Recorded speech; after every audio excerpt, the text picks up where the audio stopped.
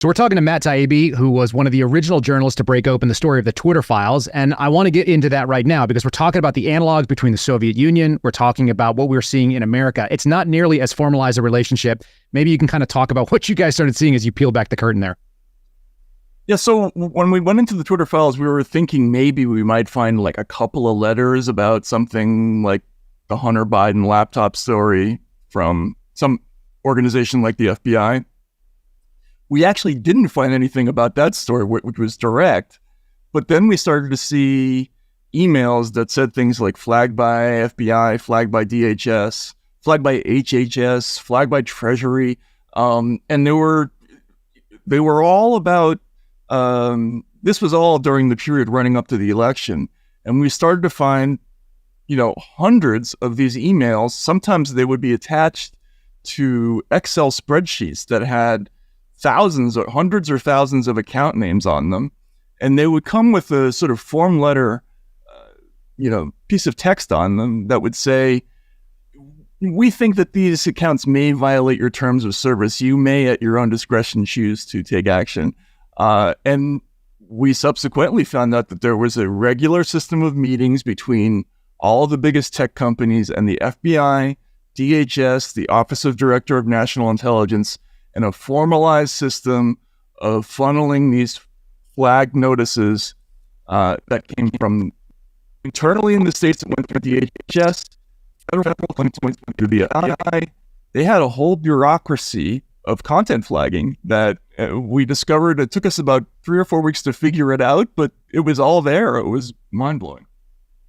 What was that sort of emotional feeling? Because you go in expecting maybe we'll find something, and you didn't find something. It's like someone digging into a little piece of dirt and then opening up a hole, and underneath it is a cavern. You had an entire sort of apparatus that was available, and it was all available to you. What was that sensation, that emotion like? It's amazing. As a journalist, if you work 30 years or 35 years, you might once or twice in your career get a real rush of like, wow, I'm really onto something. In this case, there was no question. I mean, the only thing I can compare it to is a scene in a movie, which was, From All the President's Men, when Bob Woodward was at the arraignment for the Watergate burglars, and he hears the last of the burglars when asked his employment history, say Central Intelligence Agency, and he realizes like his brain does all the math in a second, and he realizes, oh my God, like this is a huge story. That's what happened to us in like the third or fourth day of this. We started to realize that these were not anomalous communications. We started to find letters where Twitter employees were sort of joking about how the FBI and DHS were their partners.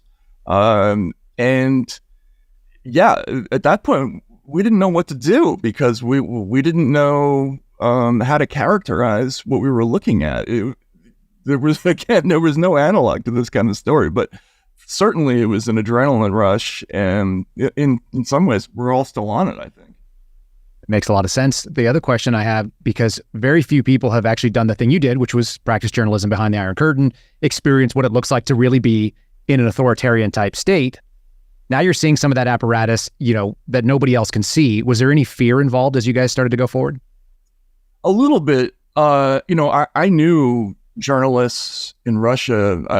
A couple of the people who I knew during my time there are no longer with us. Got murdered after Putin took power. But there were attacks even while during the Yeltsin years. And so I always had a healthy appreciation of the difference between what American journalists go through and what people go through in the third world.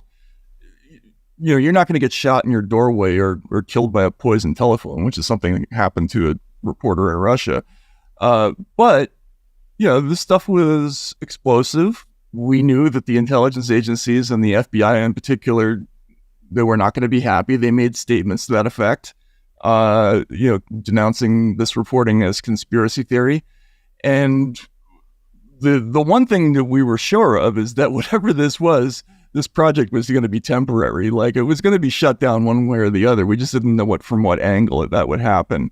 But I was a little concerned for sure for the first time, I would say. And what sort of backlash did you guys get? Did anyone have any other?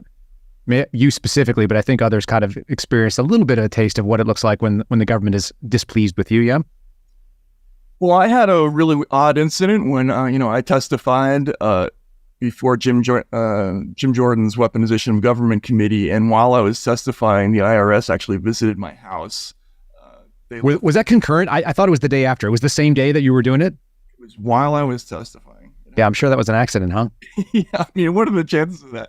But I thought it was too ridiculous to be, related, and I told the committee only because I thought it would be irresponsible not to. Like, it's potential witness intimidation. I had to let them know. I didn't say anything until we got information back from the Treasury about what that was about, and they had opened the case on Christmas Eve of 2022, which was a Saturday and the day that we dropped probably the scariest Twitter files story, which was about the FBI, DHS, even the CIA being involved in this content flogging operation. So that made me nervous. I mean, for the first time. Some of the, I think there have been some hints behind the scenes. Maybe Elon heard some things that, from people in the government or, connected to government about displeasure that they were having with these reports. So, yeah, we all were a little bit nervous. Also, by the way, we discovered that the former general counsel of the FBI vetted the first Twitter files without our knowledge. So he was still working at Twitter at the time, Jim Baker. So that was odd. But, again, none of us had any experience with this kind of situation. So we don't know really what went on behind the scenes. Absolutely. Lest anyone think otherwise, feds don't generally work on Saturdays. They don't open cases on Christmas Eve. This is a decidedly unfederal thing to do. So a little bit of concern at least would be, I think, totally relevant in this case. We're going to take a quick break. We're going to come back, and I want to kind of wrap up the story so you guys understand exactly what that apparatus looked like and how it came into play. So we'll do that in just one second. Folks, when I was on the set of Police State with Debbie and Dinesh, I noticed that they are on a great health journey, and they're struggling always to eat fruits and vegetables and fiber when you're as busy as they are. It's very difficult to do it. Lucky for them, they discovered the balance of nature, and what better way to get all of your fruits and veggies plus fiber than Balance of Nature. Balance of Nature, fruits and vegetables, they're made from fresh, whole produce. Their produce is powdered after an advanced vacuum cold process, which stabilizes the maximum nutrient content. And then Balance of Nature fiber and spice add a proprietary blends of both fiber and 12 spices for overall digestive health. So, like Debbie and Dinesh, you can start your journey to better health right now. You can call 1-800-2468-751. Again, that's 1-800-2468-751. Or go to balanceofnature.com. Get 35% off your first preferred order by using the discount code America. That's a good one to remember. America. How easy. Again, that's balanceofnature.com or call 1-800-2468-751 and get 35% off. 35% off. That sounds like a deal. You're losing money if you don't buy it. From your first preferred order using discount code America.